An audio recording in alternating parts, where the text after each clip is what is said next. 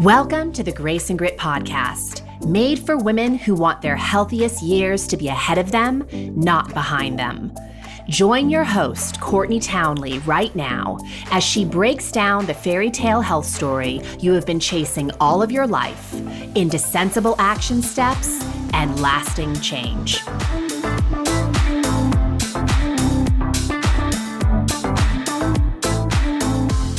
Hello, my friends, and welcome to the Grace and Grit podcast. This is your host, Courtney Townley. As always, I'm delighted you decided to join me today. And before we get into today's episode, I want to give you a reminder that Grace and Grit is hosting its first ever book club starting on April 12th. This book club is going to run for 8 weeks, so through the month of April and May. And the first book of study on deck is Atomic Habits by James Clear. So if this is a book that you have long been interested in reading, even if you've read it before and you want to revisit the principles, and more importantly, you want to start applying the principles to your own life, I would highly encourage that you check out this book club. It is going to be facilitated by an incredible wellness coach and therapist extraordinaire, Claire Schultz-Bergman. And I just think it's going to be a really unique experience. So I am personally really excited about this. And I know there's an awful lot of people that are also excited about it. We do have a limited number of spots available inside this book club, and registration is going to be closing in the next week. So if you are interested, check it out by going to graceandgrit.com/book club. Now, I spend a lot of time on this podcast and inside my communities and with my clients, coaching around the topic of personal power. Because in my opinion, owning our power, taking responsibility for generating power, protecting our personal power, and expressing our personal power are all really important elements in the healing process on a mental level, emotional level, and physical level.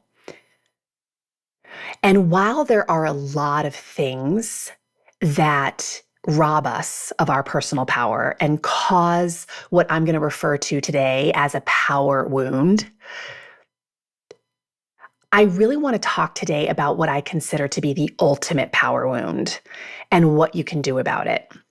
So if you're someone who's listening to this today and you're feeling a little powerless or very powerless in your own life, and maybe that's just in one area of your life, or you feel like you're playing smaller than you would like to be in some way, this episode is for you.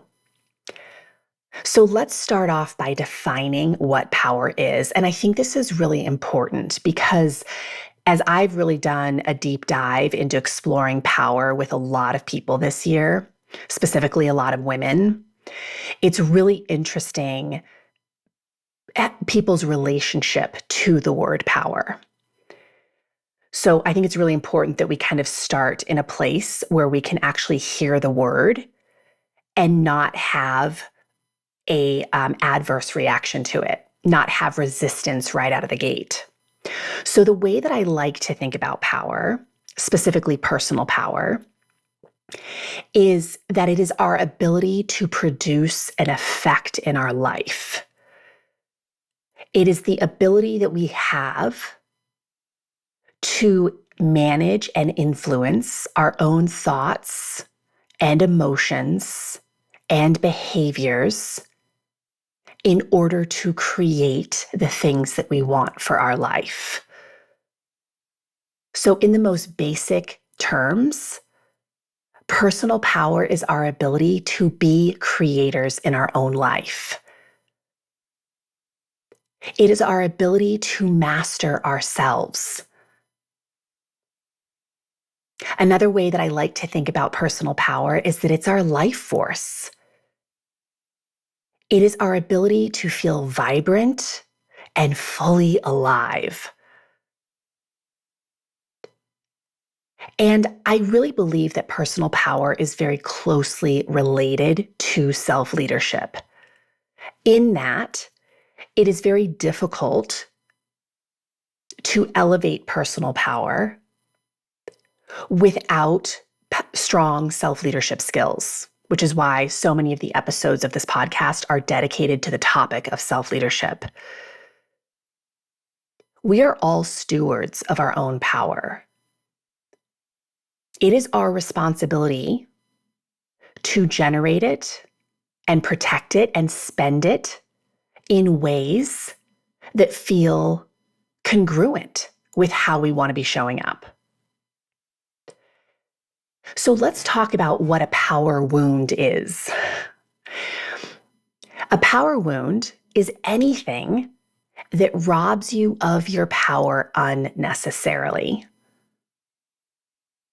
And I could give you so many examples of power wounds, but here's a short list. Not setting boundaries in our life, not being able to say no, not expressing ourselves, not taking care of yourself is a power wound. Not taking responsibility for your own healing is a power wound. Not making decisions, not keeping promises that you make to yourself. And the ultimate power wound is really related to that last piece of not keeping promises to ourselves. Because I believe that the ultimate power wound that we inflict upon ourselves is distrusting ourselves. It is a lack of self-trust. And look, nobody wakes up one day and says, hey, I'm going to decide consciously today to just stop trusting myself. That's not how it happens. It's not a conscious decision to stop trusting yourself. And it's not one event that causes you to stop trusting yourself. Distrust is usually a byproduct of a pattern in our life. It's a slow drip. It is behavior that is compounded over time. We have broken promises to ourselves so many times that we no longer trust ourselves. We have said so many horrible things over so many years to ourselves that we no longer trust ourselves. And this power wound of lack of self-trust doesn't just happen by breaking promises, of course. It also happens by ignoring our own needs, disconnecting from our physical being. So we just think all the time, but we don't actually spend time dropping into our bodies. It happens by not taking time to get to know ourselves. So we keep ourselves so busy that it's really hard to trust someone that you never spend time with. We also adopt a lot of beliefs that other people have about our life or about who we are. And we adopt those beliefs unconsciously. Again, I don't really think it's a conscious decision that we do that, but we heard things when we were kids or we heard things as young adults. And then we repeated those thoughts over and over and over so many times that they actually became beliefs. And they are beliefs that are actually robbing us of our own self-trust.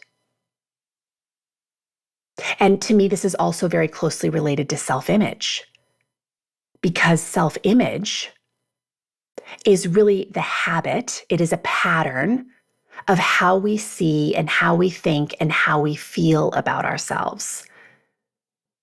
And all of that is really rooted in our beliefs, right? What we've adopted, what we have, that tape that is consistently playing in our head. We talk a lot about self-image inside of my Rumble and Rise community because self-image is really governing so many of the choices that you're making in your day. And I like to think of it as a cognitive shortcut that helps our brain to make otherwise difficult choices in advance. and it helps us to streamline our decision-making process. But if your self-image is not helping you to make decisions that are congruent with what you really want for your life, it can be hugely problematic. So self-image is really the supreme habit, a habit that informs all other habits. Think about this. If I don't feel that I'm worthy, if I have a self-image of no self-worth, if I don't think I can be successful at something, if I don't believe I'm the kind of person who fill in the blank, it is going to affect how I show up in every aspect of my life. So if we don't take time to pause and consider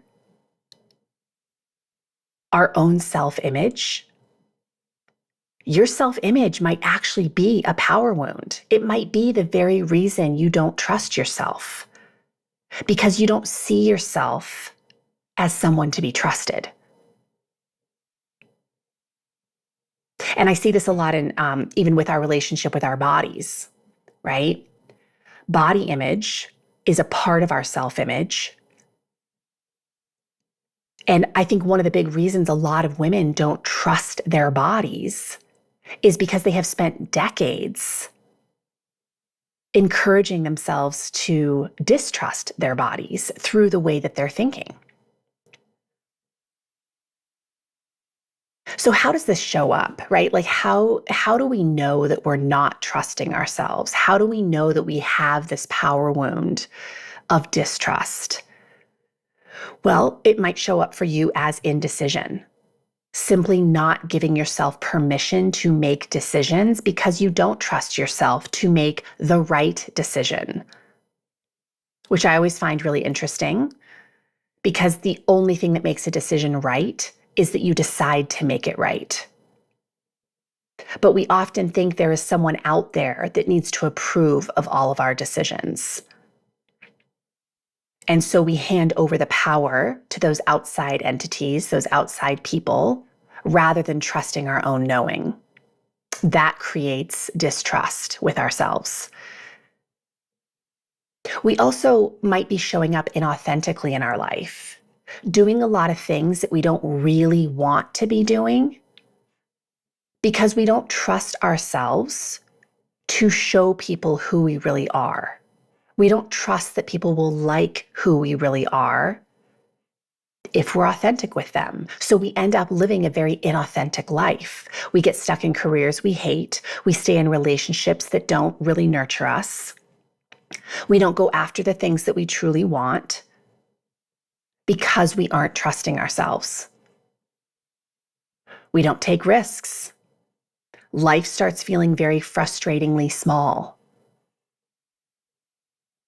because we don't trust ourselves to mess up, to be able to fail and pick ourselves back up. So we just don't try at all. You might be someone who is constantly outsourcing all of your decision making. You want other people to decide for you how you should be living your life. Before you make a decision, you're running it past everyone in your life to see what they think about your decision because you don't trust yourself enough to just be okay with the thing that you know is right for you. And I also think a general lack of fulfillment is usually an indicator that we have some self-trust issues because there's a reason we're unfulfilled. There's a reason we're not going after the things that would light our life up.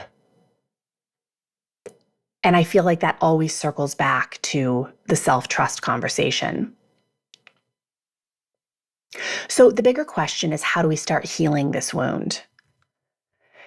And obviously, this is, I think, really an individualized process. Everyone's process is going to look a little bit different. But what I do know for sure is we have to start acknowledging the wound itself. We have to acknowledge the spaces and places in our life that we're doubting ourselves, that we aren't really showing up in the way that we want to be. And I'll tell you for me how this is showing up in a really glaring way right now. I think a lot of you have heard me say that about probably 18 months ago, I spearheaded this project of writing a book. And it's been on my heart for many, many years. I hired a coach to help me write a book proposal. Then I hired a coach to actually help me write the book. And I would say I'm about 50% done with this book. And I haven't written for 3 months. I put like a full stop on the project. And why? For the exact reason we are talking here about lack of self-trust. I have a power wound around self-expression through the medium of writing. And I'm just now acknowledging that because the resistance is so clear. And I have a lot of self-doubt. I have a lot of doubt that people won't want to read the book. People won't want to share the book. People will just horrifically criticize the book, that I'm not a good writer, it just goes on and on and on. And so being in that space right now, first I have to acknowledge the wound. I have to acknowledge this level of distrust in myself. And the second part is that I have to start getting wildly curious, compassionate and curious about why I feel these things. And you know what's at the root of it really? Is that it's just new. I've never written a book before. It's totally unknown territory. So for you, maybe it's that you really want to go to the gym, but you haven't been in 20 years. Or you really want to take a trip by yourself, but you've never done it before. I don't know what it looks like for you, but we all wrestle with doing things that we haven't done before.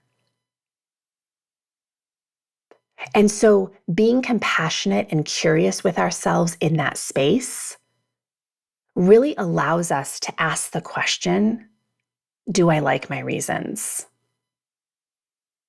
Do I like my reasons for not writing this book? And here are my reasons. I haven't been writing because I'm afraid of judgment, because I'm afraid I'm going to fail, because I'm afraid that I'm going to find out things about myself that I didn't really want to find out. And do I like those reasons? I really don't. I really don't like my reasons for not doing the work.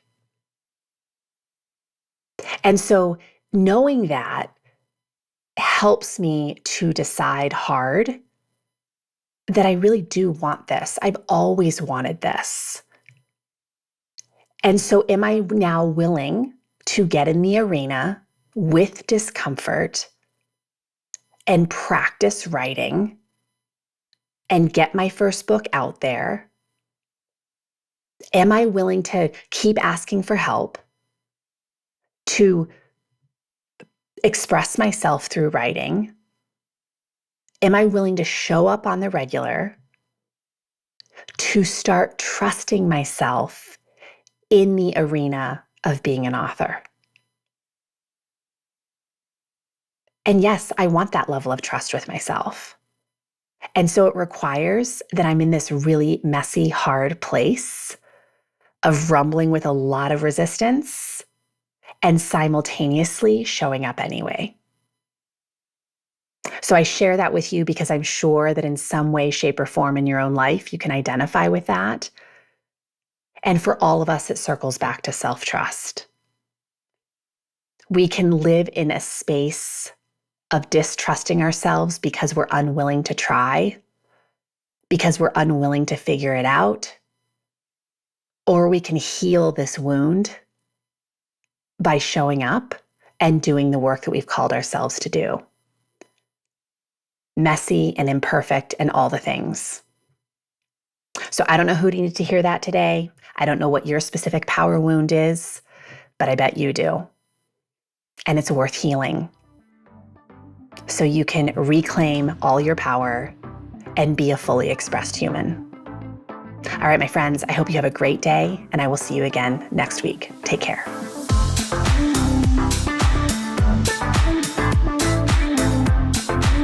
Thank you for listening to the Grace and Grit podcast. It is time to mend the fabric of the female health story. And it starts with you taking radical responsibility for your own self-care. You are worth the effort. And with a little grace and grit, anything is possible.